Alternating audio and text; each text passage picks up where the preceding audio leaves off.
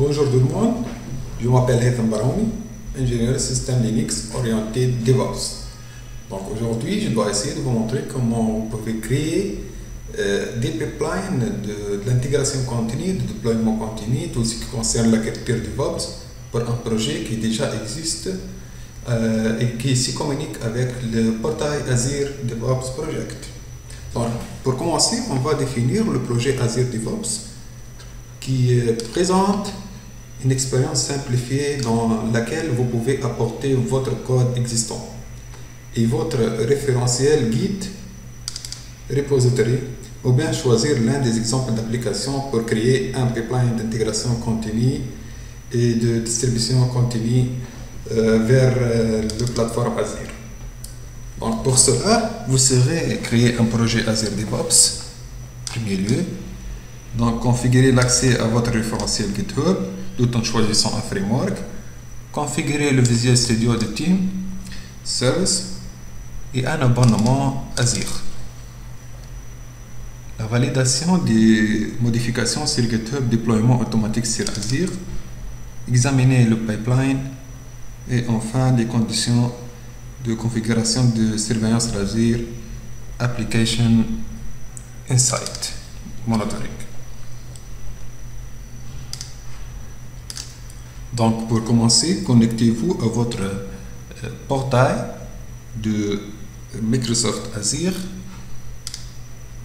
Voilà notre portail avec mon compte Baroumi Haitham. Donc choisissez l'icône nouveau dans la barre de navigation de gauche, puis recherchez le projet DevOps pour créer un projet. Voilà. Déplacez vers l'icône Bring Your Own Code. Cliquez Next. Donc, on va sélectionner GitHub en option. Et vous pouvez choisir un référentiel Git externe. Ou bien choisissez le référentiel et branchez qui contient votre application. Donc, pour le moment, on va choisir GitHub. Voilà notre plateforme GitHub associée à mon compte. Voilà. Le branche c'est master. Next. Maintenant, il faut choisir votre framework de votre application web. Pour le moment, on va choisir PHP parce que mon projet est déjà écrit plutôt en PHP. Next. Voilà, sélectionnez le service de Azure pour déployer votre application. Donc, on va utiliser Web Application for Container. Si vous avez déjà de l'orchestration, le serveur d'orchestration Docker ou bien Web Application. Donc, pour le moment, on travaille sur Windows. Donc, OK, next. OK.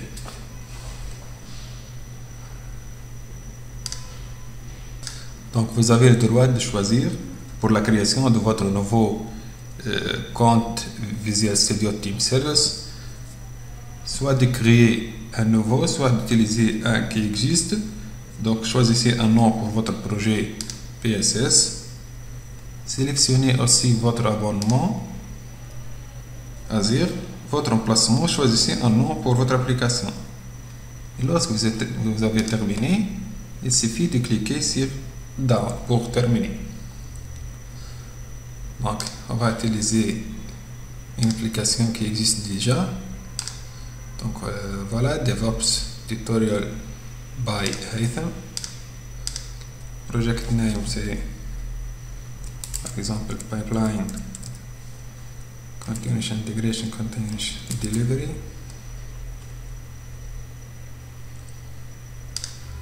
Subscription, l'abonnement c'est ça. Voilà. Down. Terminé. En quelques minutes, normalement, un tableau de bord de projet est chargé dans le portail Azure. Un exemple d'application configurée dans le référentiel de votre compte un build s'exécute et votre application sera déployée sur Azure. Donc ce tableau de bord contient les notifications Submitting Deployment for your DevOps Project.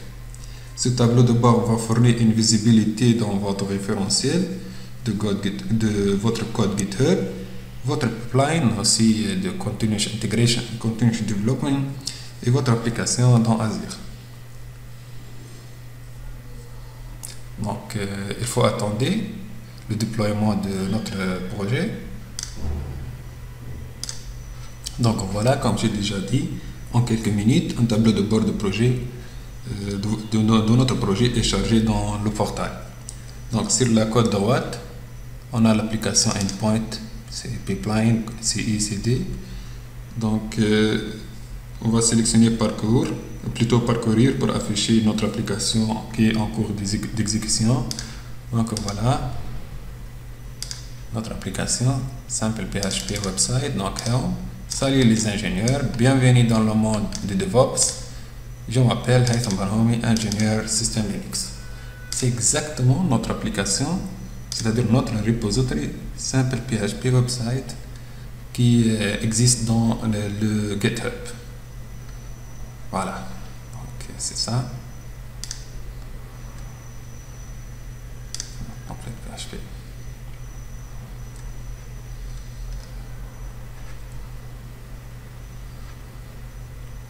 Bref. Maintenant, le projet Azure DevOps configure automatiquement un déclencheur de génération et de libération des Continuous Integration. Donc, votre code aussi reste dans votre GitHub et dans un autre référentiel externe. Voilà.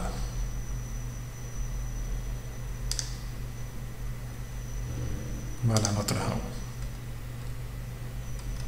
Donc, salut les ingénieurs, tel. C'est exactement le paragraphe suivant.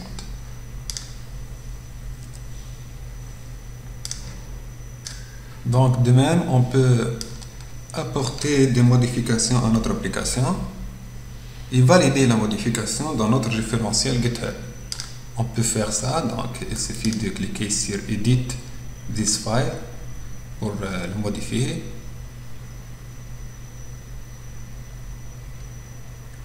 Écrivez n'importe quoi. Vous pouvez ajouter un paragraphe, etc. Les commit change, il suffit de cliquer sur commit change pour valider. Donc pour le moment, on va avancer.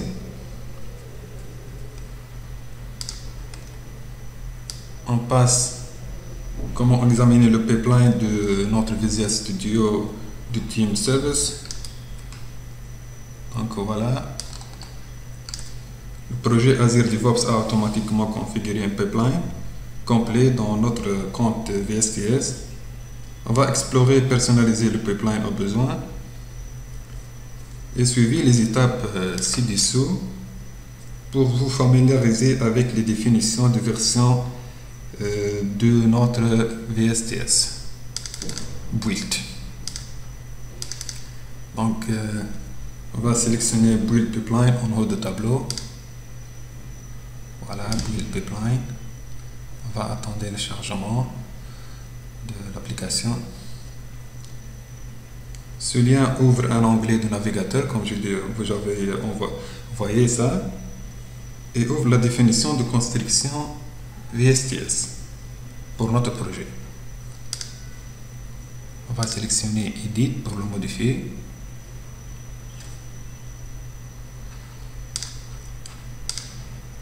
Voilà, Edit. Sélectionnez Examine the various tasks.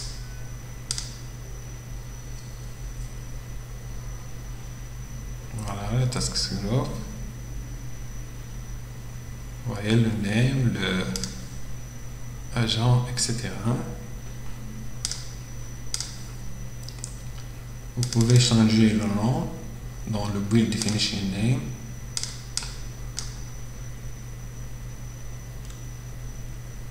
Voilà le nom.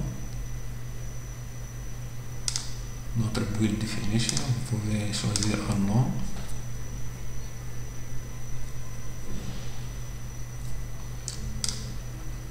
On va passer à trigger.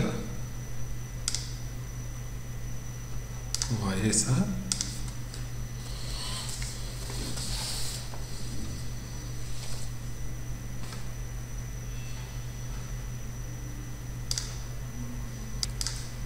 Les triggers, c'est-à-dire les déclencheurs. Donc le projet Azure DevOps va automatiquement créer un déclencheur de Continuous Integration et chaque validation du référentiel lance une nouvelle génération. Donc on peut éventuellement choisir d'inclure ou bien d'exclure les branches du processus de notre Continuous Integration. On veut faire un enable, comme j'ai déjà dit, ajouter ou bien exclude ou bien include your branche du processus. De même, vous pouvez choisir retention. En fonction de votre scénario, vous pouvez spécifier les stratégies pour conserver ou bien supprimer un certain nombre de générations. Vous pouvez ajouter des polices. Voilà. Etc.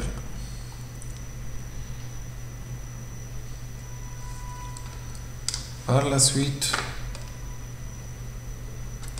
on va passer à Select Build and Release and choose Release. Build and Release.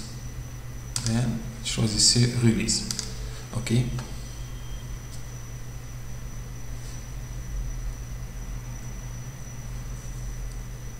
Donc, on va attendre le chargement de notre release. Normalement, voilà. Donc, normalement, le projet Azure DevOps va créer une définition de version de notre VSTS pour gérer le déploiement sur Azure, le Continuous Delivery.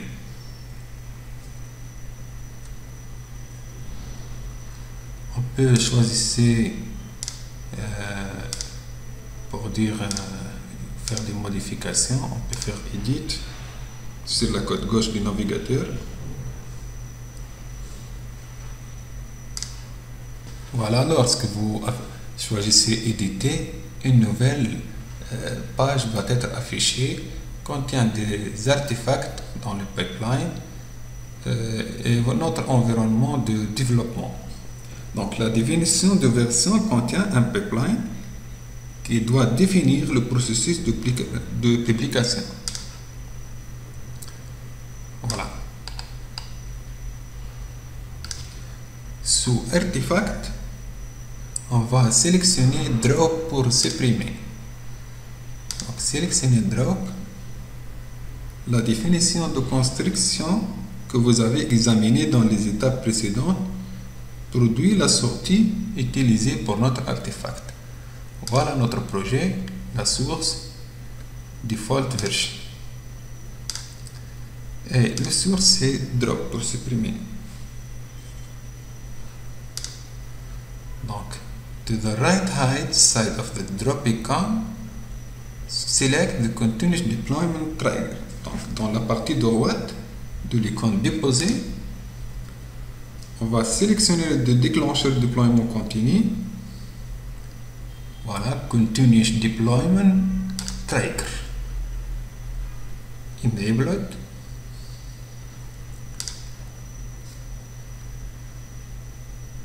Donc voilà.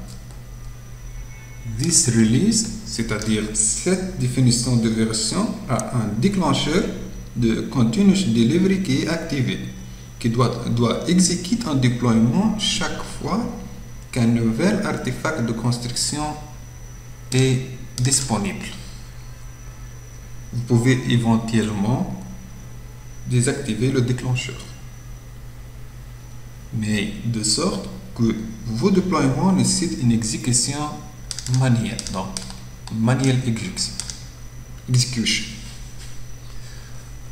On va passer à l'étape suivante. On the left hand side of the browser, select tasks. Donc, on va sélectionner Case. Voilà notre def.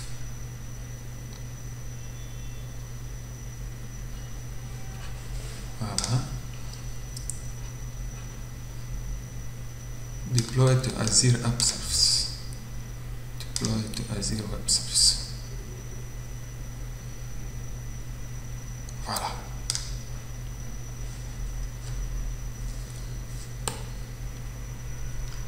Donc sur la côte de gauche du navigateur, on va sélectionner les tâches qui sont des activités exécutées par notre processus de déploiement. Dans cet exemple, comme vous voyez, une tâche a été créée pour être déployée sur le service de Azure App Service.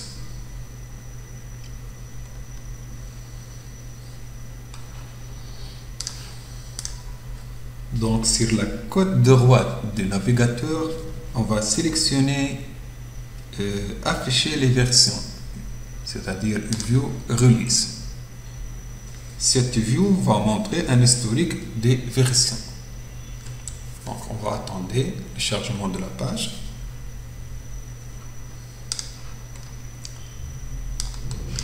Maintenant, on va passer à l'étape 16. Voilà les releases. Le build, branch, created by Hytham Bahromi, description, triggered by pipeline, continuous integration, continuous delivery.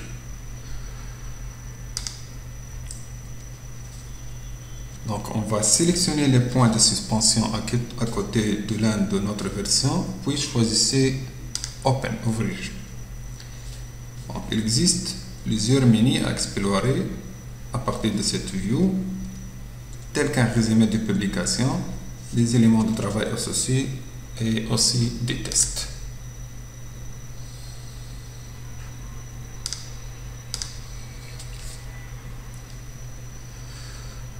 Donc, il suffit d'attendre un peu. Bon, de toute façon, la page prend beaucoup de temps pour répondre, mais normalement, vous avez trouvé deux options, soit Commit, qui vous montre les validations du code associé au déploiement spécifique. On a aussi les fichiers journaux, log, les journaux qui contiennent des informations utiles sur le processus de déploiement et peuvent être consultés pendant et après le déploiement. Voilà, je dois passer à une étape très intéressante, c'est la configuration de surveillance Azure en utilisant l'application Insight.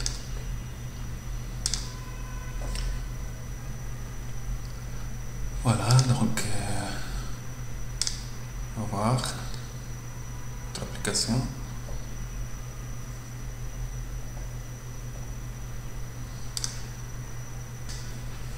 Voilà application Insight. Donc je dois donner une brève explication sur Azure Application Insight. Grâce à elle, vous pouvez facilement surveiller les performances et bien sûr l'utilisation de votre application. Le projet Azure DevOps en fait a automatiquement configuré une ressource application Insight pour votre application et vous pouvez en outre configurer diverses alertes et capacités de surveillance et cela selon votre besoin bien sûr. Donc lors de l'accès à notre tableau de bord dans le portail, on va choisir le lien de Application Insight. Voilà cet lien.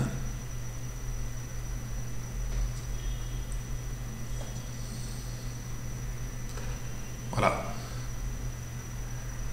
Comme j'ai déjà dit, le projet DevOps va configurer les ressources d'application. Vous pouvez visualiser, surveiller les performances et l'utilisation de votre application.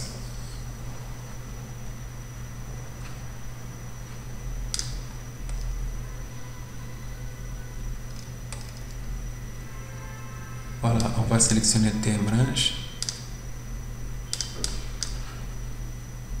Voilà le Theme Range. Je vais choisir last heure, faire un update et fermer. De même, vous pouvez créer des alertes. Voilà, des alertes. Vous pouvez cliquer en New Alert Rule.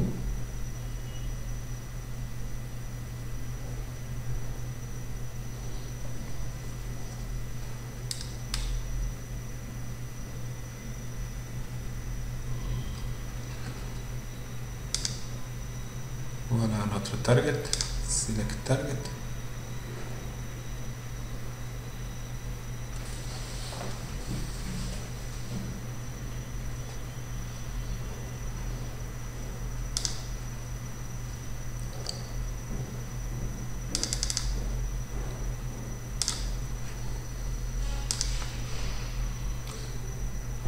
Il suffit d'attendre un peu. Voilà, donc on peut choisir application site, app service plan, app service, etc. Il y a beaucoup et beaucoup d'options. Donc l'alerte par défaut correspond à un temps de réponse du serveur supérieur à 1 seconde. Voilà, donc on peut facilement configurer une variété d'alertes, comme j'ai déjà mentionné, pour améliorer les capacités de surveillance de notre application. Donc on va revenir à notre projet.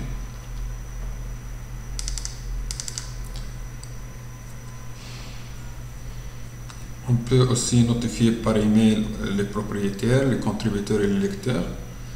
En option, vous pouvez effectuer des actions supplémentaires lorsque en fait une alerte se déclenche en exécutant une application logique de Azure. Donc voilà, live stream c'est un serveur, un utilisateur, availability.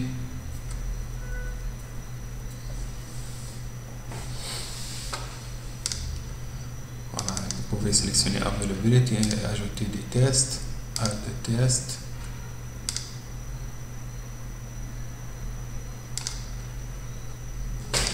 Test.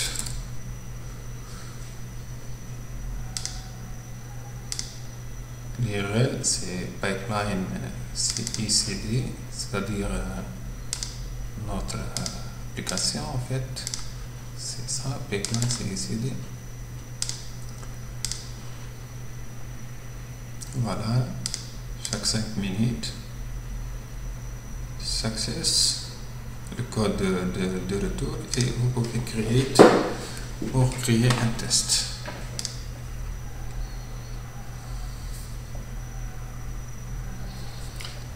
Normalement, dans quelques instants, l'alerte apparaît active sur le tableau de bord.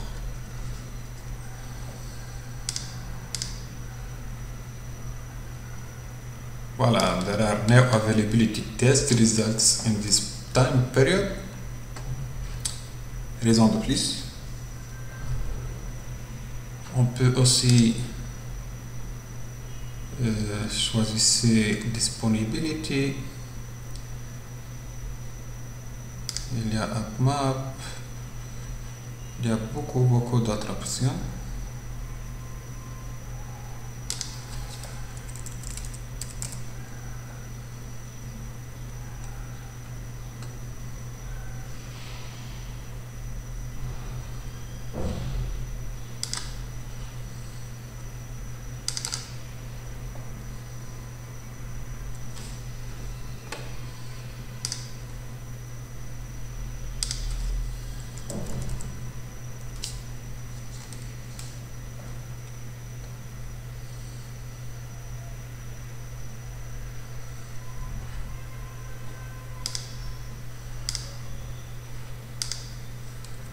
Normalement, il existe disponibility.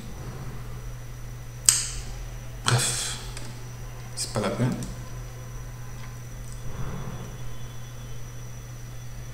Normalement, un test de ping simple est créé pour vérifier la disponibilité de notre application et après quelques minutes, les résultats de test sont disponibles et un tableau de bord d'application Insight affiche l'état de disponibilité.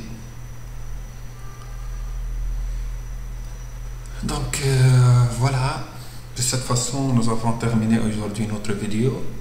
Je vous remercie tous de réserver presque 30 minutes pour regarder cette vidéo. Je reste toujours à votre disposition pour toute information complémentaire. N'hésitez pas à commenter s'il y a des critiques qui visent à valoriser mes compétences et perfectionner dans mes responsabilités. Donc je suis toujours à l'écoute. J'aime motiver et être motivé. Voilà, donc merci pour votre attention et à bientôt dans d'autres vidéos, Inch'Allah. Au revoir.